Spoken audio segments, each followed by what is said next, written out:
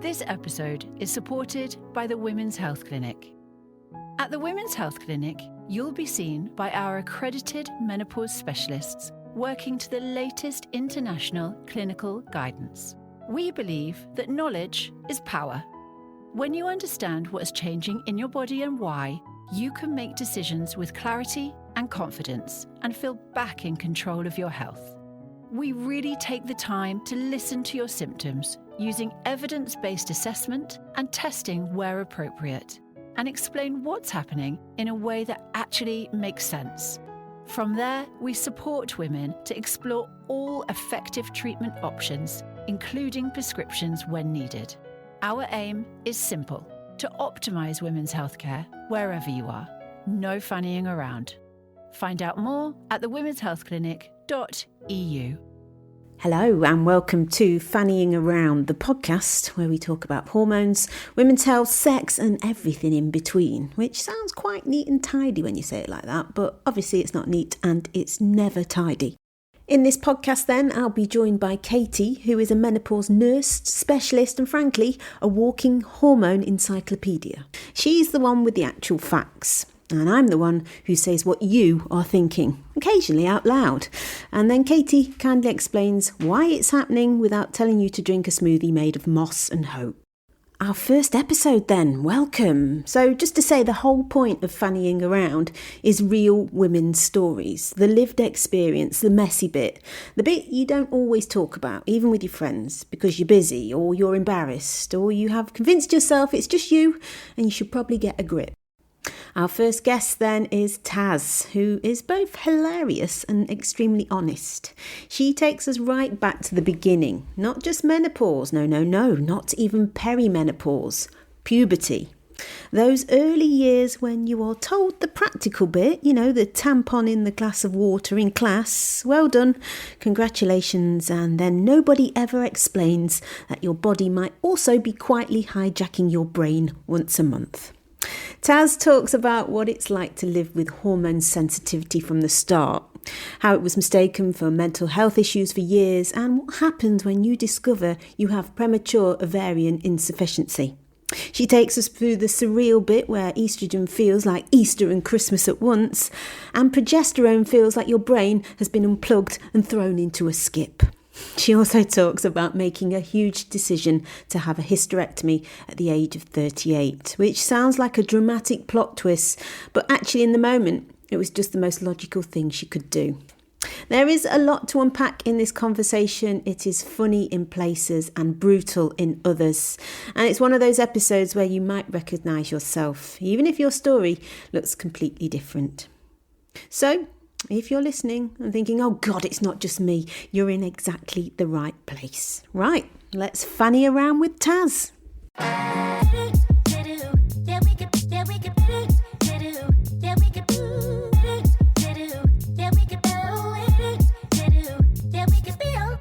How are you? It has been so long. Yeah, I know. I was thinking, I think the last time I saw you was probably in Vision. No way. We must have been about 17, 18.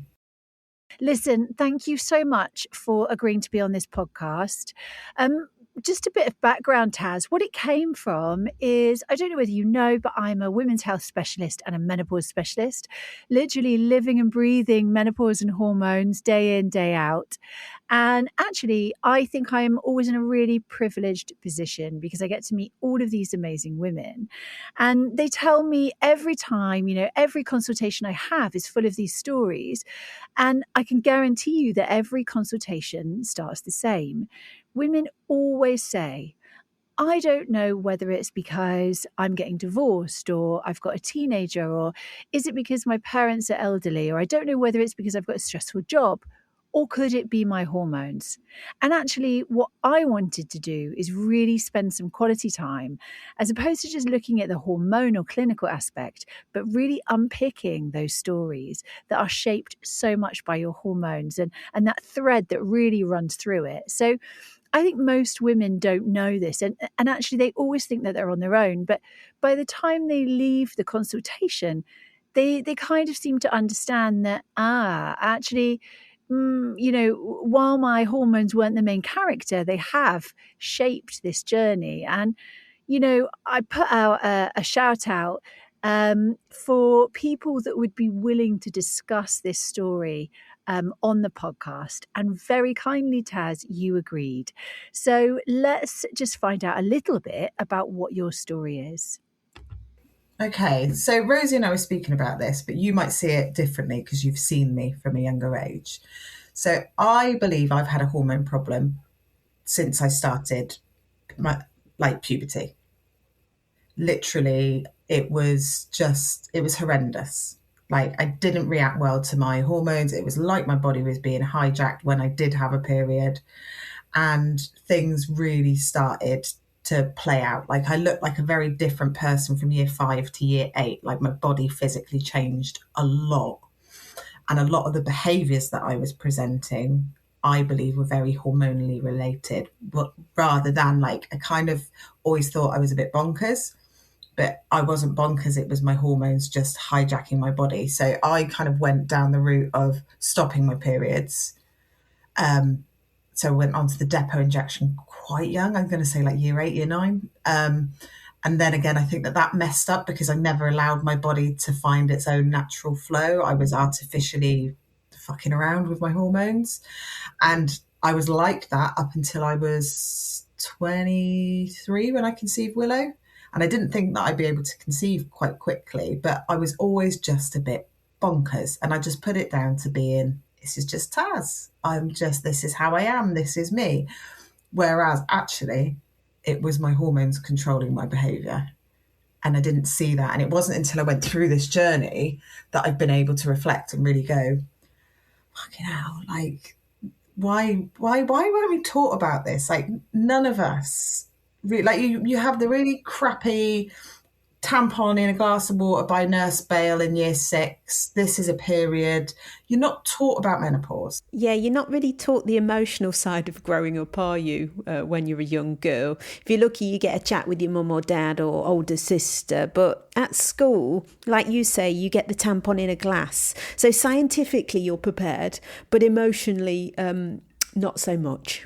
So, Taz, really what you're describing is quite common. And, just before you have your period is a time of hormone fluctuation. Your hormones are everywhere. And when I look at you, all of the information that you've given us and the story that you're going to go into is actually, in other words, PMDD. Has that been mentioned to you? Yeah, so that I was diagnosed with PMDD, but it wasn't until I hit. So I was diagnosed with premature ovarian insufficiency first, then went on to HRT, and then I was fine on the estrogen the minute I put the dual patch on. So Katie, quick question, what is PMDD? Yeah, so PMDD, if we think what's happening is from the age of 13 or 12 or 9 or however old you were when you have your first period, your hormones are changing. So you have estrogen, testosterone, progesterone, and they stay or they become relatively stable. So they follow a pattern throughout your cycle. So sometimes with women that are really struggling in perimenopause, or perhaps women that have an early menopause, then when we trace back, it's these women that will always say, well, actually, I think I've always struggled with my hormones, or I've always had this problem. And we know that PMDD is linked to an earlier perimenopause, but it's actually linked to worse symptoms associated with perimenopause. And what your body's saying is, hey, I'm super sensitive to these hormone fluctuations. And if you think of perimenopause as being a time of hormone fluctuation, it's no doubt that you are going to have a rough ride. So you've gone back to, when your periods have first started, Taz, and go on from there, because this is super interesting. And I think that there are many women that can relate. Okay, so obviously, I just want to talk really openly and honestly about kind of the journey of PMDD and premature ovarian insufficiency and how it ultimately led to a radical hysterectomy at 38, which then went into a very abrupt menopause. And like you're saying, Katie, it's kind of like because my story's quite unique, I know there must be another Taz out there that's probably feeling quite alone. So I want to share this story because I wish I was able to have had this conversation with myself 15 years ago, even longer than that. So as I said, I started my periods probably, I think I must have been year 7. So what's that, about 11, 12. So it was quite early, like within our friends, as you do as girls, you're all excited for it to come on, and then it happens and you're really disappointed because it's not the excitement that it lives up to. And like I was saying, I was natural for a while, typical young girl, a period one month, maybe not the next month, all of those natural things that we were kind of educated about. And then it really started to get bad after about 18 months. Like that's when I noticed the typical PMS type symptoms. So I was really aggy, I was really irritable, I was quite reactive to things. So more so like kind of arguments with friends, big dramas. I mean, you add that into being an adolescent as well. Like it just felt like I had a heightened adolescence, if that makes sense. And like the term, like your body being hijacked, like that week before, like I knew it was coming. But back in hindsight, I didn't know it was coming. Like looking back, I can see it, but I didn't at the time. So I went on to a contraception quite young because I didn't like having periods. That's all I knew. And I went to my GP and I said, I don't like having my periods. So their solution at a young age was to put me on the depot injection. So I was on the depot injection for quite a few years. And then I switched from the depot injection to the implants in my later teens, just because of convenience. I didn't like going to the GP every month to have an injection. If I had an implant put in, it was easier. And my body was okay. I'm not going to say it was perfect, but that steady level of hormone worked quite well for me. I was still having these fluctuations in mood and this experiences of kind of my body not feeling like my own body. But that worked. And then I met my husband. Well, he wasn't my husband when I met him. And we were quite a whirlwind, and our daughter, we didn't think we conceived very quickly because I always thought that something wasn't quite right. But yeah, she appeared quite quickly into our relationship. A lovely little surprise that she was. And I found pregnancy really difficult. Did you? Really, really difficult. Yeah, I didn't have a bump for ages. Yeah, that's so hard. That kind of played with my body and my mind, and then obviously all of these hormones are kind of going on. So it wasn't until my bump fully kind of arrived at about 30 weeks. Gosh. Yeah, I got quite a long torso, so she just hid in there. Then pregnancy became easier, and I think, I don't know, but the hormones a little bit more settled in the later stages of pregnancy. Yeah. So like from 30 to 38 weeks when she was born, that was okay. Then obviously became a mum, and I got my beautiful little baby, but I've also got a load of hormones that are going all over the place because I'm breastfeeding, I'm tired, I've just had a baby. And when she was about, I'm going to say just before her first birthday, I really started to plummet emotionally and was diagnosed with postnatal depression. And then I kind of followed a bit of a mental health pathway, I would say, whereas I don't believe that it ever was a mental health issue. I believe it was a hormone issue, and it was blamed on depression. Potentially it was bipolar, and it was all of these things. That it was, all psychological. And I went on quite a few different medications just to help with anxiety and all of those symptoms that are very much on the list of hormonal issues. So that was quite difficult. But that started, so I would have been 26 when that started. So I believe I hit perimenopause at 26. Yeah, and actually, Taz, I'm just going to pause you there, because when we look at the times in your life where you're having hormonal fluctuation, so puberty, just before your periods, and, that time after you've had your baby, we know that, your hormones and a sensitivity to hormones is the thread that's running through that. Perimenopause, PMDD, postnatal depression, they are all linked. And we know what the data says is that if you get one, you are more than likely to experience the other. I mean, obviously, everyone experiences perimenopause, but you're more likely to have a harder or a more turbulent perimenopause if you've had postnatal depression and PMDD or PMDD. They are all linked, absolutely. Yeah, so it's kind of, it was a difficult, so it's only, say, since what's happened in the last few years that I've been able to reflect back and say, that really was not postnatal depression. I mean, potentially a little bit, but it was my hormones. Can I just ask as well, Taz, at this point you weren't seeing a menopause specialist, were you? And this happens a lot, doesn't it, Katie? Absolutely. Ladies being prescribed antidepressants for hormone-related issues without getting their bloods checked or indeed any other checks being done. And with a lot of these conversations that we have, women are desperate. They're at the end of their tether and they want answers. And that answer is given to them in the form of antidepressants. Yeah, so you're trusted in your physicians, aren't you? And the NHS in my area is predominantly a lot of male doctors, so there's me age 25, 26, going to my GP really tearful. I've got a 1-year-old baby. It's kind of almost like you've got a 10-minute window to go and have a consultation with somebody. They've got their pathways that they need to go through as well. So it just, I ticked those boxes that led to me going, right, okay, she's struggling with her mental health. Let's refer her to talking therapies. Let's put her on an antidepressant. Let's do this.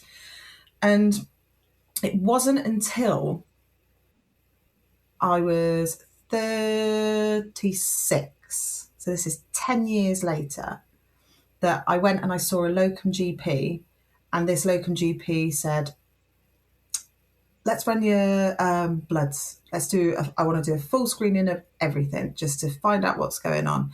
And those results came back and I had no estrogen. Literally like lower than low. So they repeated the bloods again. Same thing came back, just no estrogen. And I was like, okay, so what does this mean? They're like, so you have basically hit what we describe as premature ovarian insufficiency. So perimenopause, menopause, Katie, correct me if I'm wrong, before the age of 40. So I was told this, and basically I was told that I needed to be on HRT until I would have reached my natural menopause. So 52 is the age that I've been given that I needed to take HRT until. So obviously quite a shock.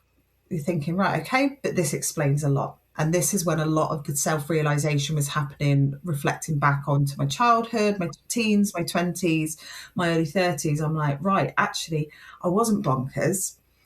My hormones were just controlling my body for a really, really long time. So I found out, well, what does this mean? What are the risks for me? So I knew that it would, the lack of estrogen, and correct me if I'm wrong, would impact my heart health and my bone density. So basically, the GP was saying to me, Tamsin, we're not looking at you as a 36-year-old. We need to almost look at you as a 60-year-old woman. So you need to be protecting a 60-year-old Tamsin by taking these steps now to make sure that your body's healthy. So I was like, okay, that makes sense. So I was prescribed the big old sticky patches, which are great, that you've got to put on twice a week, which is brilliant for somebody that has brain fog and can't remember why she walked into the kitchen. So I was given those, and then, so as I said, kind of, I was absolutely fine on the estrogen, but the moment the dual patch went on, so there's 2 weeks of just estrogen, and then there's 2 weeks of estrogen and progesterone. That spike, that accelerated my symptoms, and that's when I was diagnosed with premenstrual dysphoric disorder. So, Katie, for the people at home, what is premenstrual dysphoric disorder? Yeah, PMDD. So when we look at it in the simplest terms, it is a sensitivity to hormone fluctuation. So everyone will experience PMS or PMT, depending on what country you're in, premenstrual tension or syndrome. And that really is just when you feel a bit grumpy, a bit irritable, a bit more reactive, a bit more emotional. Some people get physical symptoms. But when we look at what PMDD is, then it is a heightened reaction to those fluctuations in hormones, to those changes in hormones. So, as a menopause specialist, and I won't be on my own on this, when you see people in consultation, one of the first things that we're doing is screening for PMDD at the time of assessment. And really what we're looking for, is, are you more sensitive to fluctuations in your hormones? Did you have exacerbated PMD or a diagnosis of PMDD? And if you did, how are you going to react when we give you your body's own progesterone or your body's own hormones? And quite often in practice, what we will do is we will delay that progesterone because we like you to have, at least semi-optimal estrogen levels before we even think about introducing a progesterone, because exactly what you're about to tell us now, Taz, will happen. And that's, when you even look at that progesterone for some women, you're going to go right back to having those symptoms of PMDD or PMT. And that's quite often when you'll hear women say, I can't tolerate HRT, or HRT didn't work for me, it made me worse. Exactly. So that happened quite quickly, and I was really fortunate. So the area that I live in the UK is called the Mendips, so it's very rural. I had been following a menopause specialist in my area, so a lady called Dr. Julia Belfort, and I was about to pay for a private assessment. I was at that point where I was like, this isn't working for me. The doctors aren't helping. Fortunately, the area had been given permission to do a pilot for a menopause specialist thing on the NHS. So I was able to then go and see Dr. Belfort, and I had an hour's consultation, and it was phenomenal. To have that one-on-one, we're used to these 10-minute windows in the UK, right, quick, go in, this is what's wrong. But to sit with a specialist, like yourself, and actually get validation for what you're experiencing was massive. Look at options, because that's something my GP wasn't ever able to do. So we looked at kind of testosterone therapy. We looked at using, I can't remember, these little pills that you kind of insert, like little pessaries that you put in, because she really did not want me to have the hysterectomy. She was like, we can figure this out. Brilliant. Yeah. And that was going to be one of my questions, actually, because, we like, especially with women, and I think it goes, let's look back at the old days where, if you're over the age of 50, what do you need a uterus for? Just whip it out. But we know now in modern practice that actually we like to keep our organs for as long as possible. And just because we're not using something doesn't mean that we don't need it, So yeah, you're absolutely right. Your menopause practitioner would have wanted you to have kept your uterus. But in some cases, it is just not possible. Yeah. So, and that was it. And I think myself, so I've always only ever wanted one child. So it's almost, if looking at it quite practically, my life is being hijacked by my hormones. What organ in my body produces the most amount of hormones? So logically for me, when I was then referred to gynecology and hysterectomy was presented as an option, I was like, this is what's right for me. I'm not saying it's right for everybody, but for me, it felt like the right decision. I know I didn't want any more children. Bonus, I'm not going to have periods. Bonus, I'm not going to be able to, my hormones will be more controlled. So then I was put on a waiting list, and a year later I had my hysterectomy. So I was age 38. So I had a 2-year window of being on different hormones. And again, you feel like a little bit of a guinea pig because you have got to try and find what's right. But just every time, the anxiety that I knew was coming, the minute I could see that progesterone, I was breaking it. And The risk. What symptoms, Taz? So sorry to interrupt, but what symptoms did you find that you had? Describe how you felt. What was the contrast between those 2 weeks of just being on estrogen and compare them with the 2 weeks that you had when you had to combine the two? How did that feel? So 2 weeks on estrogen would be like Easter and Christmas rolled into one. So you're like, yeah, this is great. I'm feeling good. I'm functioning well at work. I've got a sense of humor. I'm, kind of just being me, how I feel. And then with the PMDD, mine was quite severe depression. So I would just go extremely low. I would withdraw massively, ridiculously emotional. So I would cry at anything. I mean, I'm quite an emotional person anyway. I do like a good tearjerker. But to the point, I can remember being in a meeting with two senior leaders that I was with and like uncontrollably blubbing. And if that was 10 days before, I wouldn't have acted in that way. And then you can see how it gets confused with something like bipolar, can't you? This drastic fluctuation in mood change that's triggered by hormones. Then it's not just the physical, it's a mental health issue. Yeah, and this is where it really drives me crazy because I think that we use those words interchangeably. Is it mental health? Is it your hormones?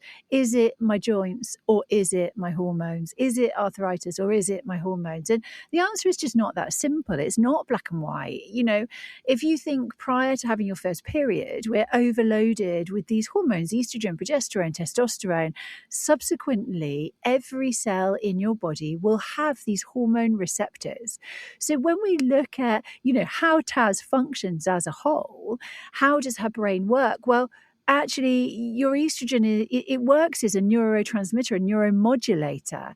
And, as does your progesterone and your testosterone. So in an absence of those hormones, whether that be, postmenopause when they're very low, or perimenopause when they're fluctuating, or PMDD when they're fluctuating, we're looking at those hormones affecting your mental health. Feeling incredibly anxious, incredibly low, very flat, like everything's pointless. And that's why, I think historically we think of hormones beginning and ending in the pelvis.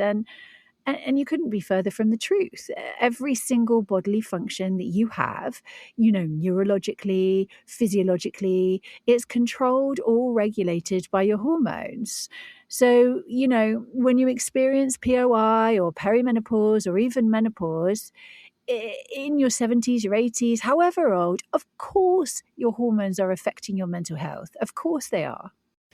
And as a woman in these key points in your life, i.e. hitting puberty, having your children, then at the age that you reach menopause, your children are growing up, you're about to embark on a different part of your life.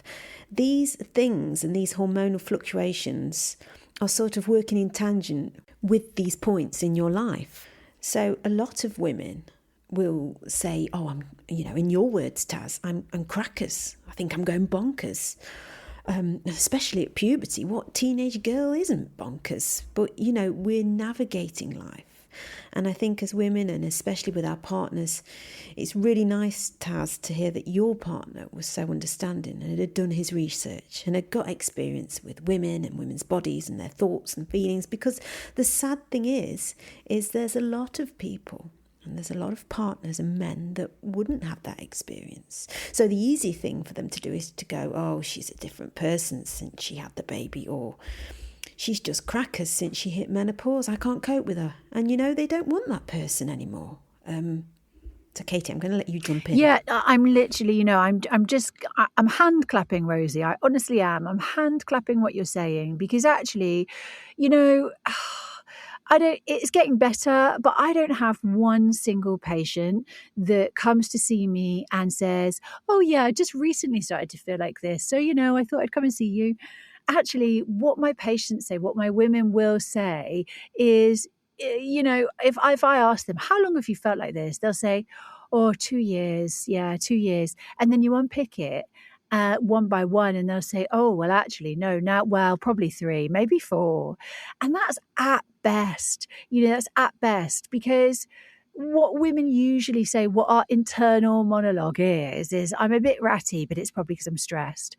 Or, it's probably because my kids have been awake, or I'm a bit tired and it's probably because my husband's been unwell, or, it's probably this, that. And we rationalize everything. And as women, I don't know whether we do ourselves any favors by doing this when it comes to these kind of symptoms. And it doesn't really mean anything. So, when I say to these women, how long have you been feeling like a lesser version of yourself? I don't have one patient that will say a few months. Most women will say, yeah, a really long period of time, too long. Well, I'm very fortunate that my husband has a very strong pair of shoulders and he loves me implicitly. But it was difficult, really difficult. He's very grounded. He was brought up in a female family, so he was brought up without his father. So he's very empathetic, so he could kind of see it. And he was curious as to what it was as well, because it was like a switch. You should be able to hire him out, Taz. Joking aside, you get to know yourself, don't you? We've lived in our bodies for that long. It sounds like the light bulb moment for you, Taz, was when you did speak to this menopause specialist and when you did get that time where you were listened to, that hour-long consultation. No, being believed and just having options presented to me for the first time was really empowering. Like this can be better. Like, was the first time I was really hearing it, rather than here's a prescription, go and get some HRT. It was like, well, no, we could do this, or we could try this, and that was really, really good. But unfortunately, so I've had my hysterectomy, and basically that's kind of it for my journey within the UK. So I've been prescribed an estrogen only HRT that I need to put on twice a week until I'm 52. But I am struggling massively with fatigue, brain fog, night sweats, which are just like horrendous. Like, nobody explains to you what a night sweat's going to be like. They're just horrible. And the itching and the hair loss. And yeah. And, I'm really glad you brought this up, actually, Taz. And, I have to be very careful on this podcast because it's not a clinical assessment. And, I have to be very careful not to give clinical advice. But when we're looking at your average woman's HRT journey, and I know it's very difficult in the UK because there's so much for free on the NHS and people don't always access private or feel like they should access private. Absolutely, they shouldn't. They shouldn't have to. And the NHS is excellent. It's brilliant. And, I will caveat anything I say by I love the NHS and NHS till I die. Absolutely. But it's very difficult to give somebody advice properly about their HRT when you have 10 minutes. So what most women who come and see me will say is, yeah, I got started on my HRT and then that was it. Or I chose my HRT out of a leaflet. And actually, HRT is not a linear journey. It's not one size fits all. It's not one size all the time. And if we look at, from the time you start HRT until the time you stop, which for the record is actually never, we know that unless you develop a contraindication to HRT, so you become incredibly unhealthy or you have an estrogen receptor positive breast cancer and a few other things, actually the benefits of HRT will always outweigh the risks. And so we don't tell people to stop taking HRT. It's always a risk-benefit analysis. And, most importantly, I tell my patients, you are going to take every type of HRT I expect because every type, maybe not every type, but every dose, your body is always changing. And that's really poignant actually in your story, Taz, because if you've just had a hysterectomy, your hormone requirements have changed. So it's really a case of when this happens, going back to the drawing board and working out what your requirements are now.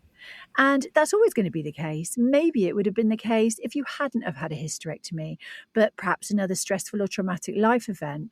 And whether that be, divorce, grieving, illness, anything or all of the above, anything like that really pulls the carpet from underneath your feet in the terms of your hormones. And it's just knowing, again, and it sounds like you've got an excellent specialist, but go back to the drawing board and say, hey, this isn't working anymore. And what are we going to do now? Because I need to feel at my best. Yeah, that's really valid. Really interesting that you say that, though, about the life events, because, yeah, you don't think that it affects you on a hormonal level, do you? No, but your cortisol is your stress hormone.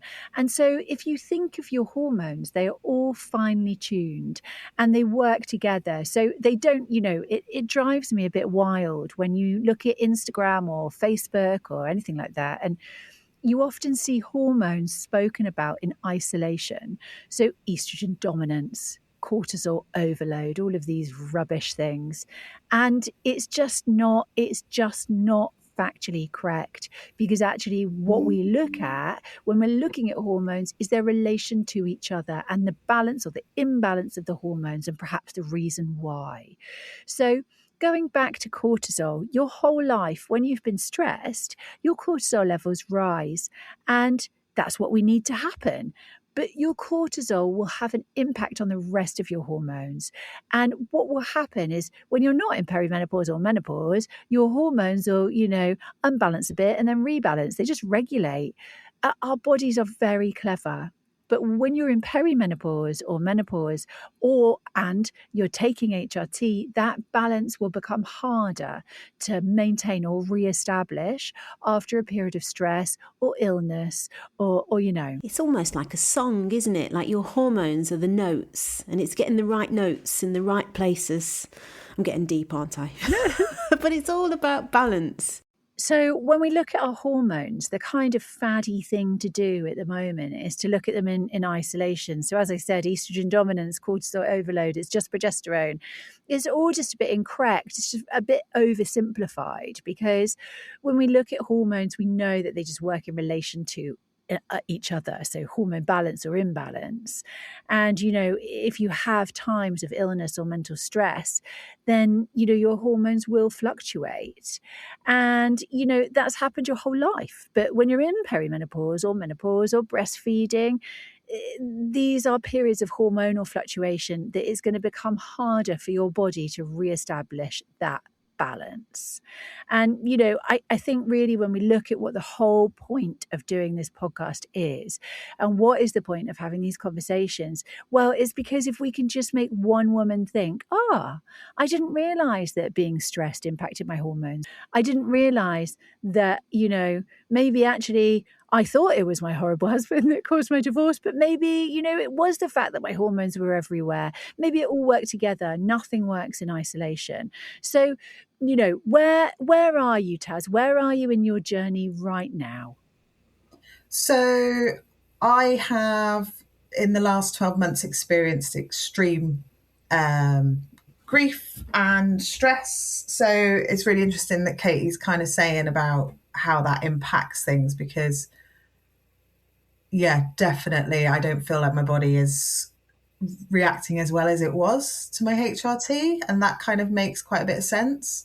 I'm no longer under any clinical care other than my GP.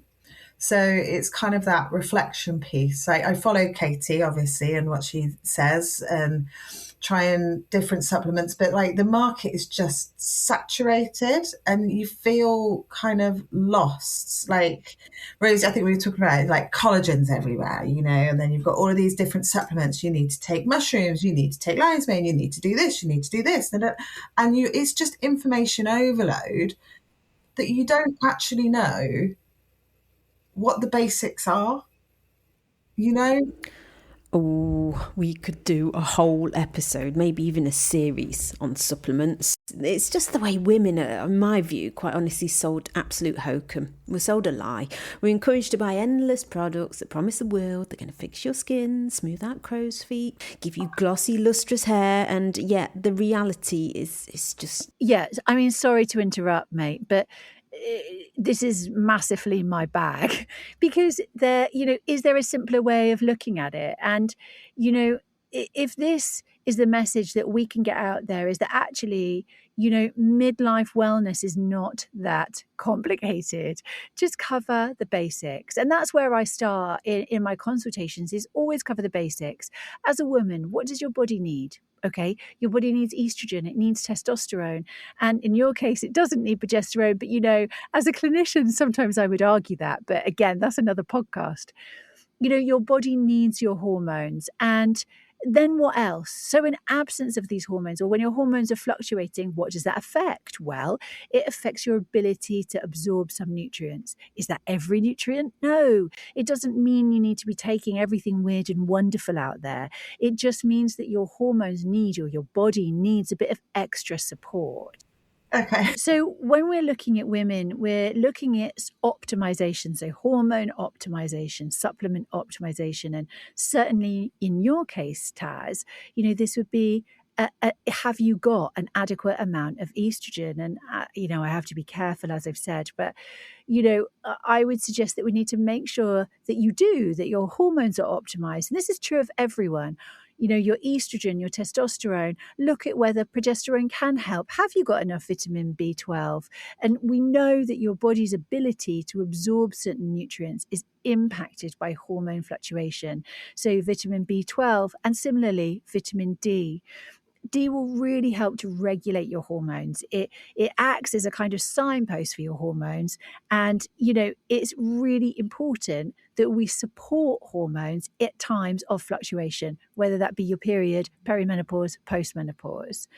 And, magnesium's amazing. There's lots of things that certain people will benefit from. But if you just stick with the basics and, you're taking into consideration your most powerful tools, which I'm sure, Taz, after being on this super long journey, this, your most powerful tools are diet and exercise, reducing your stress levels, making sure that you have that power before, we get confused in this incredibly noisy world of information.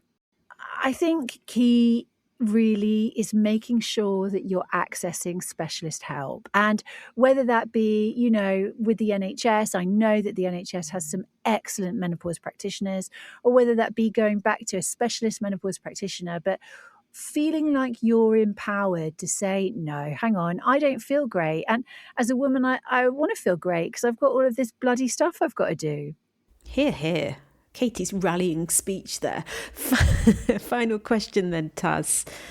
If you could speak to your younger self, that 16-year-old bonkers Taz, as you called her, and give her a few pearls of wisdom, what would you say?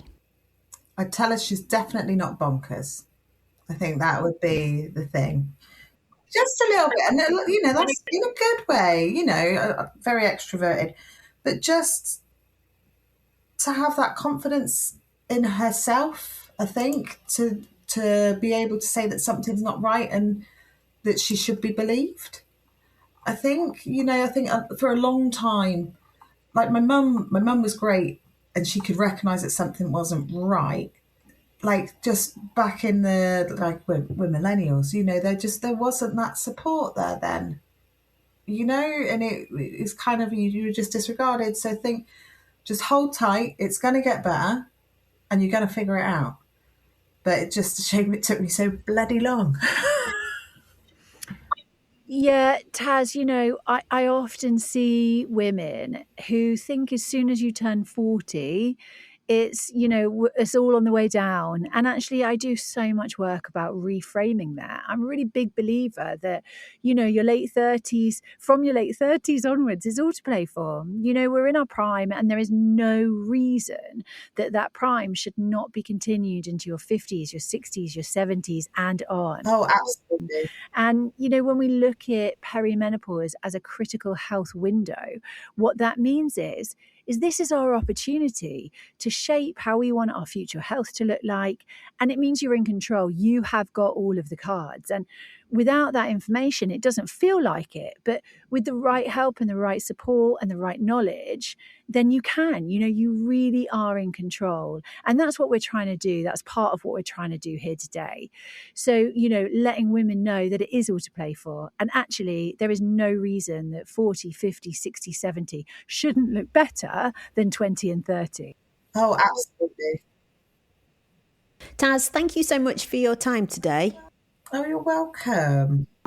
Looking back then, Katie, at how I was as a teenager. Oh, Taz, we're all bonkers. I know. I know, but like, could you see it now in your specialist head?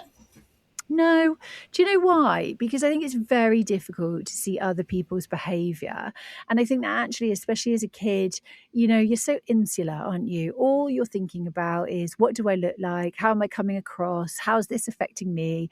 And actually, I don't know whether that's particularly different as we get older. And I see it now. And as a specialist, my God, I mean, I think 90% of people I meet are perimenopausal, but I think that's with the knowledge I have now. And, I mean, wouldn't it be interesting to know what the statistics were? So statistically, how many of the people in your year group or our year group did have hormonal issues? Because I argue it wouldn't just be you.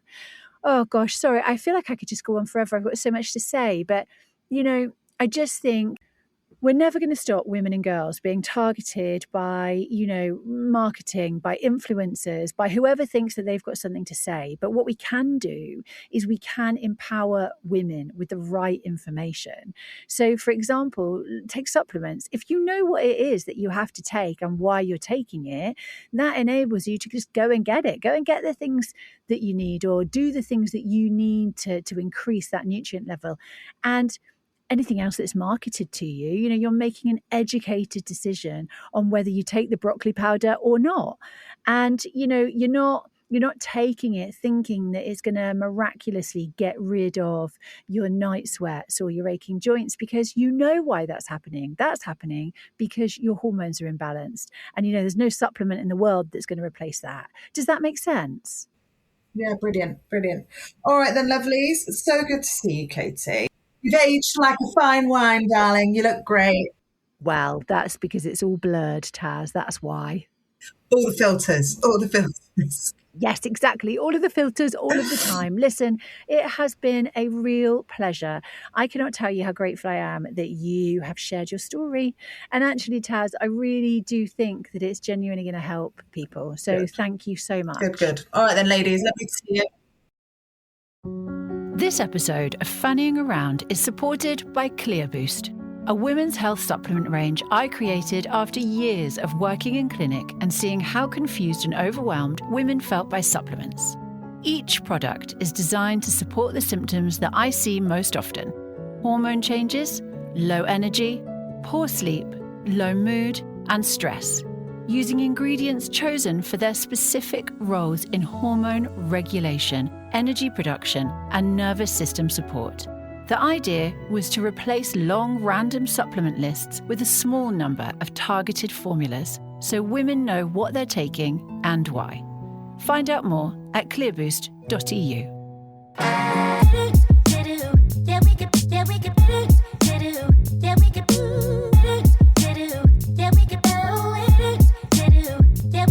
That was good fun, wasn't it?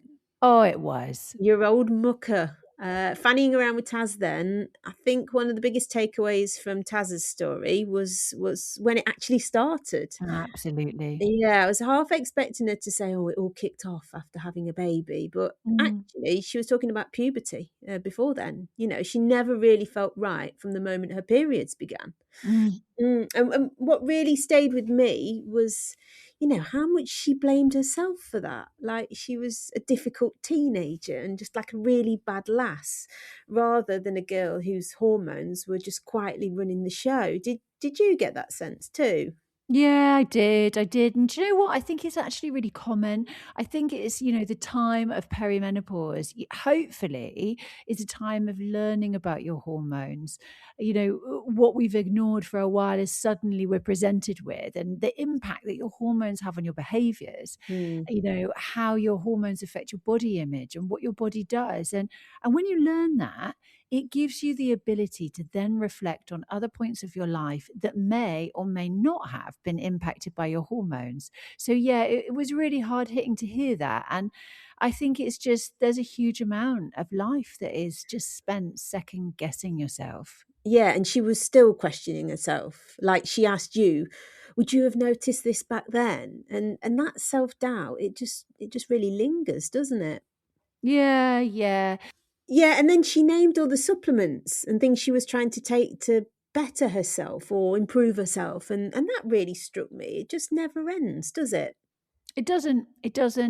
But, again, and I think this is the narrative. It's the narrative of being a woman. And, Mm, I'm sure advocates for young men or men would say similar, it's similar for us. But actually, where the problem comes in is, Rosie, women are being targeted quite often at a point when they are feeling their worst. yeah. And I kind of believe that if I or you or Taz or any of the other wonderful women that we speak to, if someone approached us when we were feeling great, you slept well, you're ready for the day, you feel good, your mood's stable, and I said, or somebody told us that we needed something to be better, to be more, Mm, I think most women would shrug it off because, we're not mugs and we're not victims. We're not vulnerable. We're strong women. But actually, at that point, when we feel like crap, we are vulnerable. And, actually, what we need is to be empowered with the information so we can optimize our bodies without using tinctures and potions and lotions that we don't particularly need. yeah, you're dead right. I love what you said there. We're not mugs, we're not weak, we're definitely not gullible. We're just often being targeted when we're already knackered. Yeah, yeah, it's a choice. Some women do choose to do weird and wonderful things and swear by it. And, I've met lots of women that are busy hopping on one foot and rubbing their head and, using orange paint or whatever works for them. And that's great. I'm Yeah, glad, you do you, yeah. Yeah, I'm genuinely happy that you have found something that works. It doesn't matter what it is, but we can't be saying that that's a treatment for everyone because we should be looking at the basics. That's what we should all take from this chat that we've had with Chat Taz. It is the basics. What are they? So, your hormones. Is it your hormones? And what about your nutrients that you're not absorbing? What does the data say? What does the science say?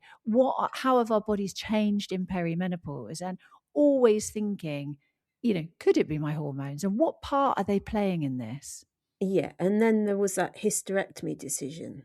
That really struck me. I mean, it wasn't dramatic for her. She was, just enough is enough. 40 years of this, and she was pretty much done. Yeah, and do you know what? Isn't that quite powerful? Mm, Because, it wasn't dramatic for her because she was comparing that to the symptoms and, how she'd felt yeah. for the last however long. And actually, she felt so rubbish and so fed up and so tired of her symptoms and her hormones. She felt that the only choice that she had at that Mm, time was to remove her uterus and be done with it. And that might have been the right decision for her, absolutely. But I just wonder if she'd understood her hormones when she was younger, if this had been identified earlier, do you think, would she have a different relationship with her body? yeah, almost certainly. And I think what's powerful about that, like you say, is choice. Might not be the right decision for everyone, but it was the right decision for her, and that's the point, really, isn't it? It really does come back to information, choice, and being trusted to make decisions about our own bodies. Yeah, isn't it just? Isn't it just? It's just that in a nutshell. And as I've said, as women, we're not stupid. We don't need things presented to us in certain ways. We just need information, Mm.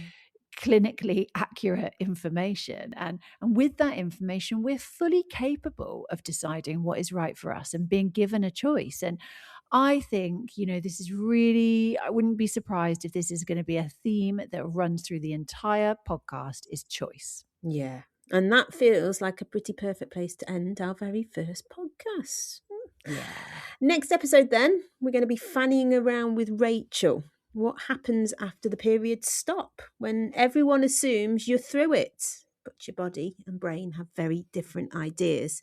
Rachel shares her experience of going through menopause naturally, starting HRT later than she wishes she had, and the long, slow creep of fatigue, weight gain, brain fog, and that uncomfortable feeling of becoming, well, a bit invisible. We talk grief, confidence, body image, why motivation disappears, and why sometimes doing your hair and putting on your face simply isn't vanity, it's survival. I will see you same time, same place, mate. Yes, yes, please. Fannying Around was produced by Everything's Rosie, presented by Katie Pitt-Allen and Rosie Frost, and sponsored by the Women's Health Clinic Europe and Clear Boost Supplements.